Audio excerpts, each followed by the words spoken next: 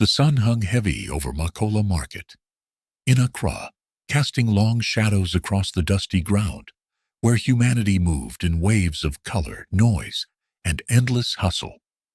Vendors shouted their prices, children weaved through the crowd, with trays balanced on their heads, and the smell of grilled plantain mixed with the sharp scent of dried fish in the thick afternoon air. But in the corner, beneath a crooked tree, whose roots had broken through the concrete, like ancient fingers reaching for freedom, sat a young woman who did not belong to the rhythm of this place. Her name was Amara, and she was 24 years old, though the lines of hardship on her face made her look older. Her clothes were torn at the edges, faded from too many days in the sun and too many nights in the rain.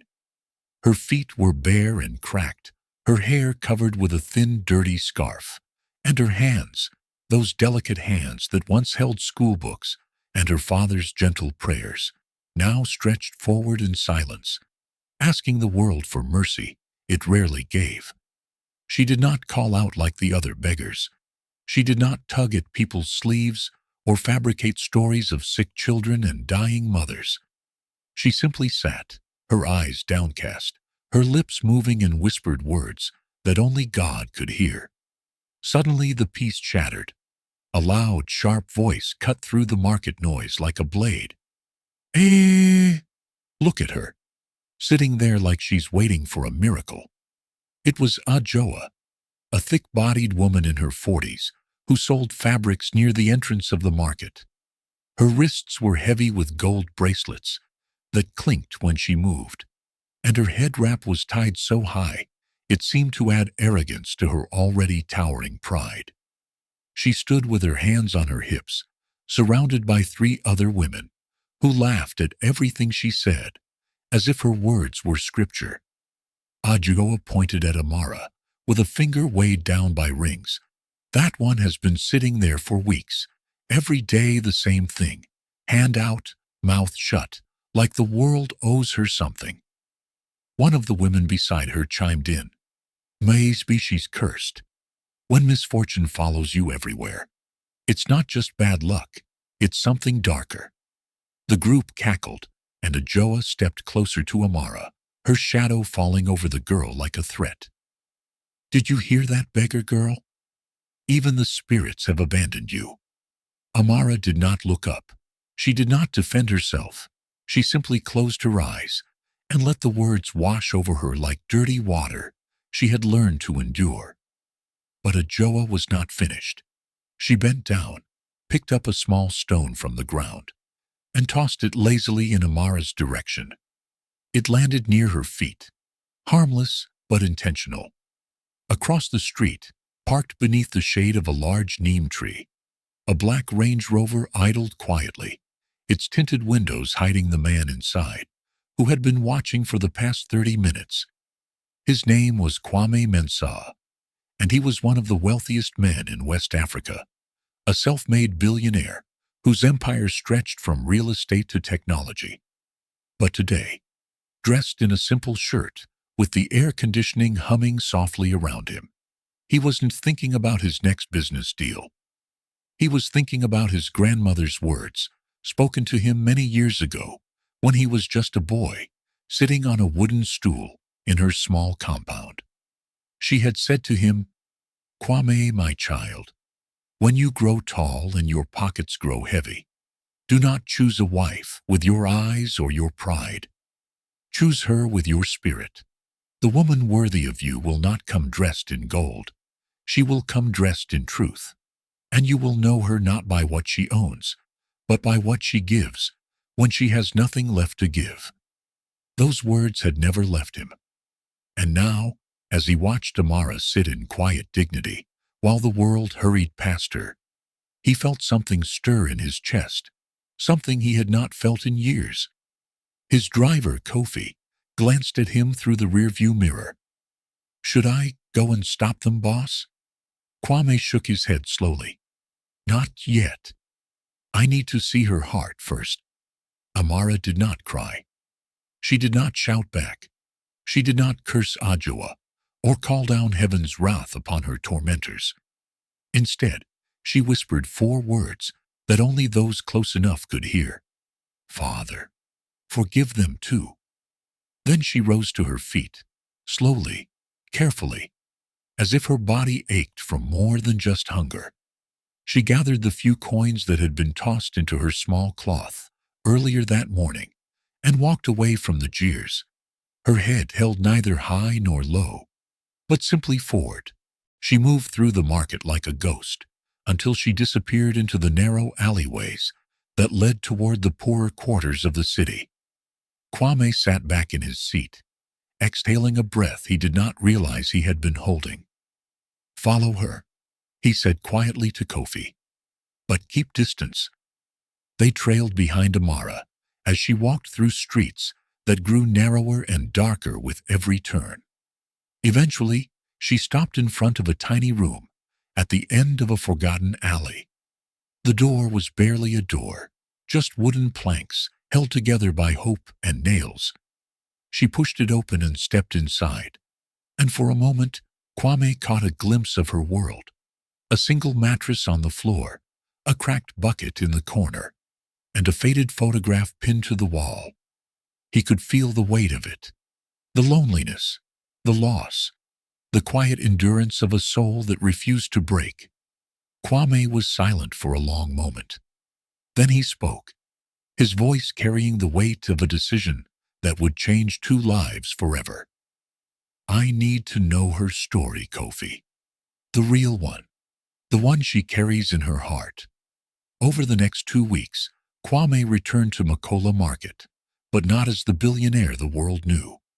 He dressed in plain clothes and walked into the market like any other man trying to make his way through the day. He positioned himself near the crooked tree where Amara sat each morning. On the 3rd day, he bought 2 bottles of water and sat down on the low wall across from her. Without looking directly at her, he placed the 2nd bottle on the ground and slid it gently in her direction. The sun is hot today, he said simply. You should drink. Amara looked at the bottle, then at him, her eyes filled with suspicion. I don't need charity, she said quietly. Kwame smiled. It's not charity. It's just water. And I bought too much. He walked away before she could refuse again. But he left the bottle there. That became their routine. Every few days, Kwame would appear with something small. A bottle of water, a piece of bread, a mango. He never stayed long. He never asked questions she was not ready to answer. And slowly, carefully, like a flower learning to trust the sun again, after a long winter, Amara began to open. It was on a rainy afternoon that she finally spoke more than a few words to him. Kwame had brought an umbrella, and when he saw her drenched and shivering, he held it above her head without asking. You'll catch cold, he said. She looked up at him, searching his face for cruelty. But she found only kindness. Why do you keep coming back? She asked. Kwame shrugged. Because you're here. Beneath that umbrella, with the rain drumming a steady rhythm on the fabric above them, Amara began to tell him her story. She told him about her father, a humble school teacher who believed education could change the world. She told him about the small house with its blue-painted door and the mango tree where she used to read. She told him about the day her father collapsed, how the illness took him slowly, how the medical bills swallowed everything. She told him about her mother's grief, and how that grief made her vulnerable to a man who promised to take care of them, but only wanted to take. Her voice broke for the first time when she spoke about the night she refused that man's advances and how he had thrown her out with nothing but the clothes on her back. My mother chose him, Amara whispered, tears mixing with rain. She chose him over me, and I have been alone ever since. Kwame said nothing for a long time. He simply stood there, holding the umbrella. Then finally he spoke, his voice soft but firm. You are not alone anymore. But even as their quiet friendship grew, the cruelty did not stop. One afternoon, as Kwame sat beside Amara sharing a simple meal, Ajoa marched over with her entourage. "So, the beggar girl has found herself a boyfriend," she announced loudly. "Tell me, my brother, are you also a beggar? Or maybe you just have a taste for dirty things?" Kwame looked up at her calmly. "I have a taste for good hearts. Something you wouldn't understand." Before Kwame could say more, Amara stood up. Her legs were shaking, but her words were clear. "He has shown me more kindness in 2 weeks than people like you have shown me in 2 years. Mock him if you want. Mock me. We are used to it. But do not mistake our silence for weakness. And do not mistake your gold for worth." The market went silent. Even Ajua seemed taken aback. She sputtered, searched for a comeback, but found none that could match the quiet dignity in Amara's voice. So she turned and walked away, muttering insults under her breath. Kwame looked at Amara, and for the first time since they met, he saw fire in her eyes. Not anger, but strength. And in that moment, he knew she was the one his grandmother had told him about. That night, as Kwame sat in his mansion on the hills of East Legon, he made a decision. He would bring Amara into his world, not to save her, but to honor her. He instructed Kofi to deliver a handwritten letter to Amara the next morning. A letter sealed in a cream-colored envelope with a single word on the back: hope.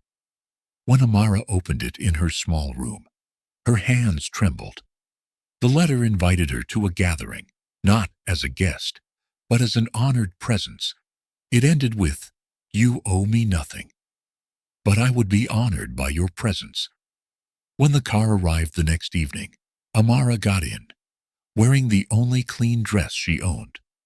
But Kofi did not take her to the event immediately. First, he took her to a private suite, where 3 kind women welcomed her with no judgment. They offered her a warm bath, the first real bath she had taken in months. And as Amara sank into the hot water, she wept. She wept for her father, for her mother, for the girl she used to be. When she emerged, the women showed her a gown. It was simple and elegant, made of deep blue fabric, with delicate embroidery along the neckline. "For you," one woman said gently, "not to change who you are, but to show the world who you've always been."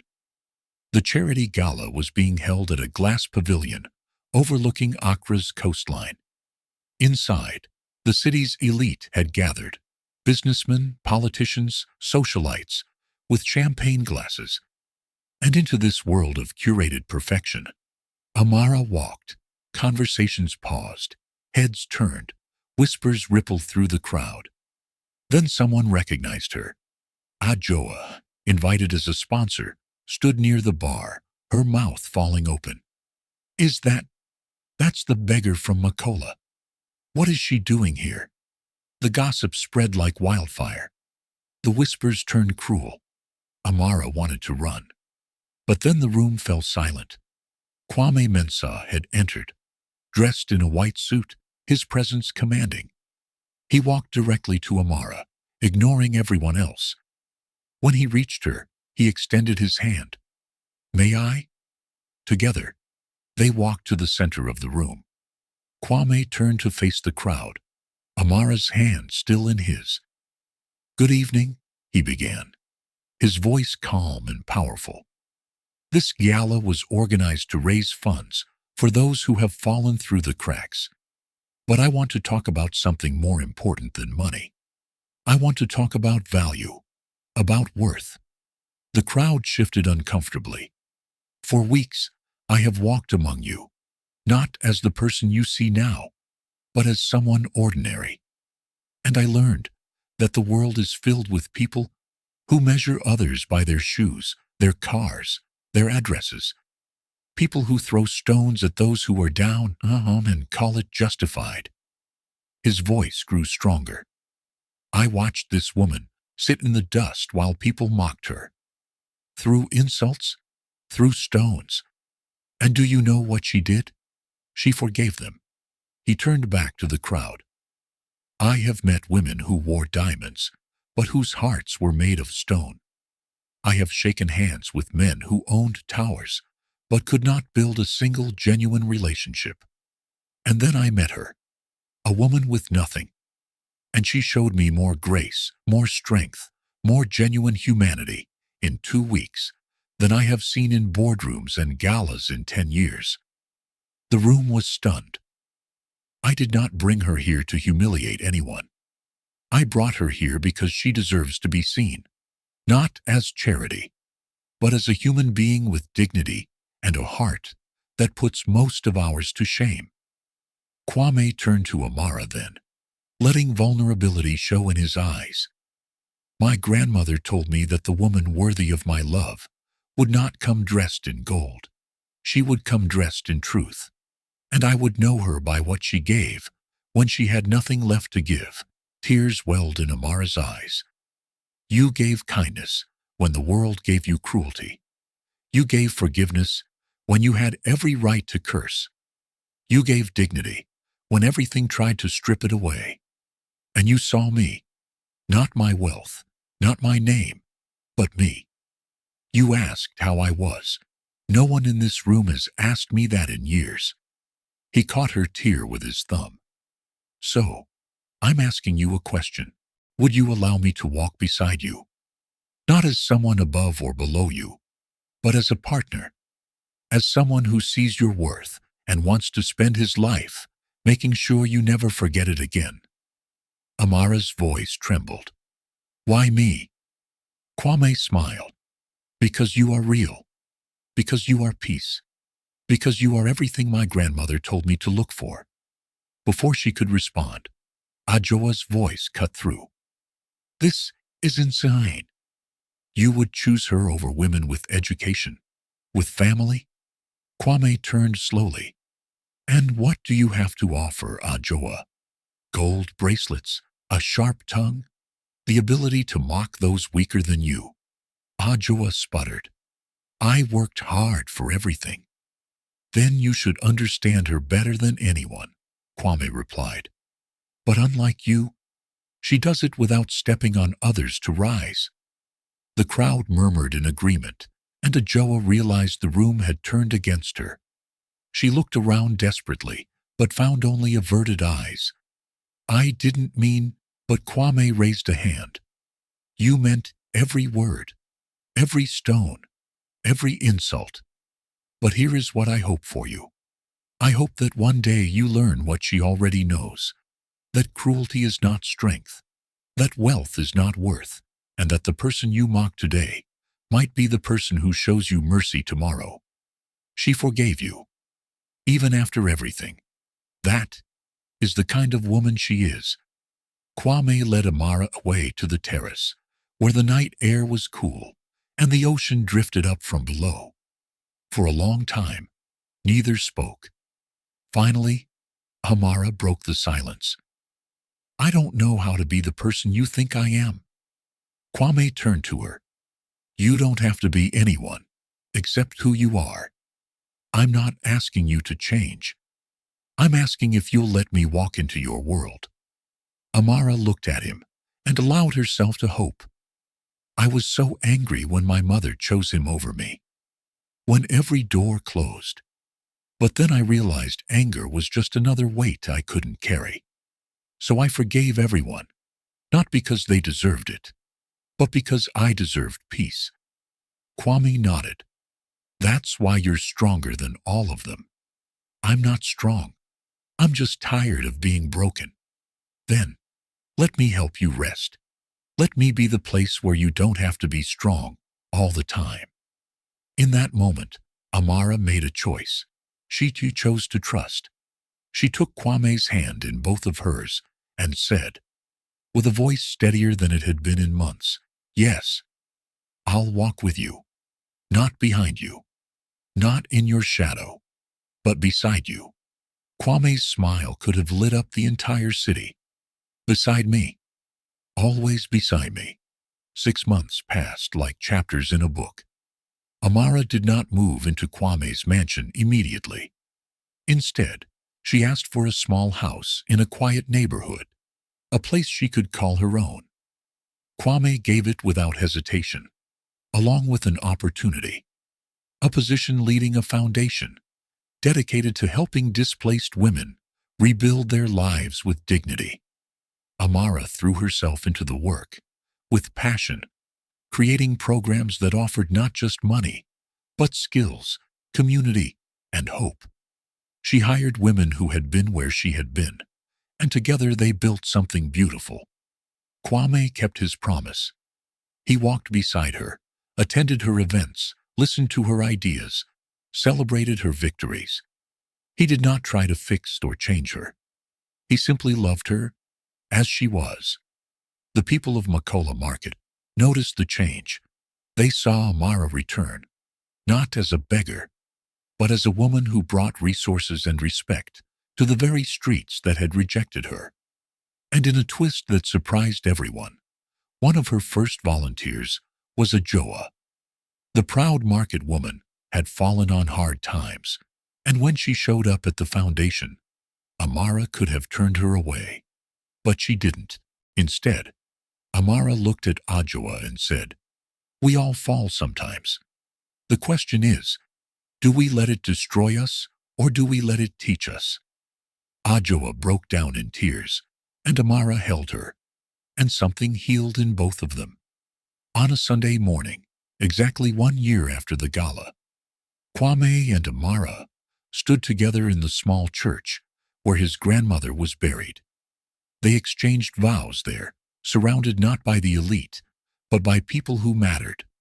The women from the foundation, Kofi, vendors from Makola, and even Ajoa, who sat in the back with tears streaming down her face, understanding for the first time what grace truly looked like.